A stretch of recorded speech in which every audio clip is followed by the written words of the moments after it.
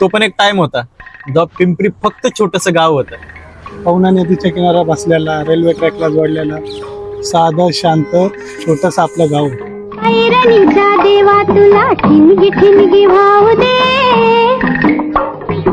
आभाळागत माया तुझी अमावरी. 54 मध्ये ते पहिल्या कारखान्याची सुरुवात झाली, हिंदुस्थान अँटीबायोटिक. 1960 मध्ये बजाज ऑटो आकुर्डीत आणि टेल्को भोसरीत उभी राहिली. आणि इथूनच सुरुवात झाली गावाचं शहरामध्ये रूपांतर व्हायला. त्या शोधात हजारो लोक गाव पाड्यातून इथं आले. काही परत गेले पण बहुतेक इथंच राहिले. स्वातंत्र्यानंतर 1970 पर्यंत पिंपरीचा नायनेवाडा इथल्या चावडीवरच व्हायचा. गावचे पोलीस पाटील, सरपंच या पूर्ण गावाचा कारभार बघायचे. पण 1970 नंतर पिंपरीचे पिंपरी चिंचवड नगर परिषद मध्ये समाविष्ट झाले आणि इथल्या उद्योगाला आणि गावाला नवी चालना मिळाली. छोट्याशा वाटणाऱ्या गावाने हळूहळू शहराचं रूप घ्यायला सुरुवात केली. एकेकाळी 82,000 लोकसंख्या असेल पिंपरी चिंचवड, आज 30 लाख लोकांवरून पोहोचले.